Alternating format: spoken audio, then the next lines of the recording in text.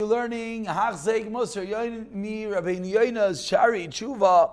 This is the limud for the day of Yom Kippur itself. We'll be posting prior. But what greater way to walk into Yom Kippur knowing that we're going to spend a few moments every day trying to cleanse ourselves, trying to be better, working on the path of Teshuva as we saw in the previous year, coming closer and closer and cleaner and cleaner.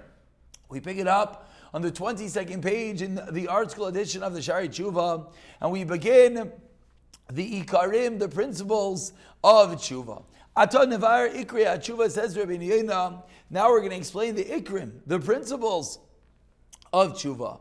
And step number one, Ha'ikar Rishain Charata. Number one is to know what you did wrong. Number one is to know that there's consequence to your action. Number one is to realize regret, charata, over that which you did. Yavin levavoi, his heart should understand, ki rav omar izvayis Hashem, that it's terrible and it's bitter, the fact that he abandoned, the fact that he drew distant from Hashem. V'yashav alibo, and he should take to his heart, ki sh'aynish v'nakam v'shilim ala avain, that there's punishment, there's going to be vengeance, and there's going to be punishment, Rachmana litzlan, for every aveira.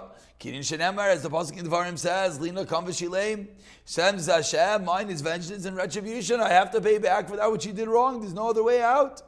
V'nemar, and the psukim continue in Iyov, Kuru lachem v'nei charev, you should fear the sword, ki chema v'nei charev, for Hashem's anger against Aveiros brings the sword, meaning there's going to be punishment. Sometimes this has to be said the way that it is. Lemaisa, there will be punishment for one's Aveiros. And based on such a recognition, now that one realizes there will be punishment for his Aveiros, and now he should feel bad, he should regret his bad deeds, and say to himself, what did I do? How could I have done such an Aveira? Why was there no pachad elokim? Why was there no fear of Hashem in front of my eyes? Well, I did that Aveira of leigartim mitechachos la'avon u'mishavtim min hashvatim haraim, that I did not feel bad over that which I'm going to get, the punishment for my Aveira and the judgment I'm going to incur. Ki rabim achayvim l'rasha. There are many agonies of the wicked. Loi chalamti al gufay. I had no mercy on my body. I'm hurting myself. My eye was not compassionate towards it to prevent it from being destroyed. What did I do for hana of one moment?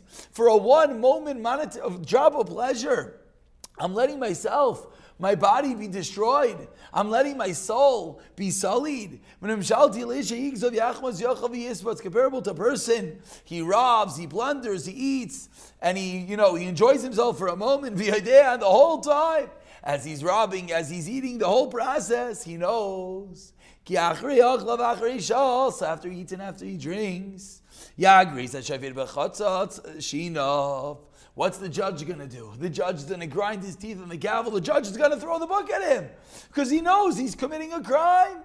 As the pasuk in Mishlei says, "Arev leish lechem shaker." The bread of falsehood is tasteful to a man. V'acher amalei yipiu chatzatz. But afterward, his mouth is filled with gravel. Meaning, it's going to be terrible. You sit there chewing on the food that you stole, but in a moment it's going to be horrible. You're going to get punished.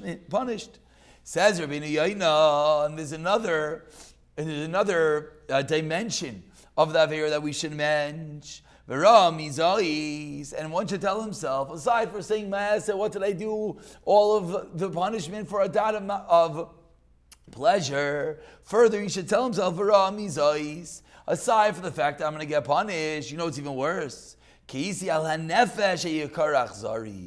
When I did this Aveira, I was cruel. I was acting in a terrible manner towards my nefesh, towards my neshama, v'nitma, and I'm sullying it. B'gilule yitzri, due to the filth of my yitzara, u'maho'ila, b'chol kinyanei amra b'inei adonai. Now what is my neshama going to do? I can do all the mitzvahs in the world, but if it's evil, if it's sullied, if it's gross in the eyes of Hashem, what's anything else going to be worth? How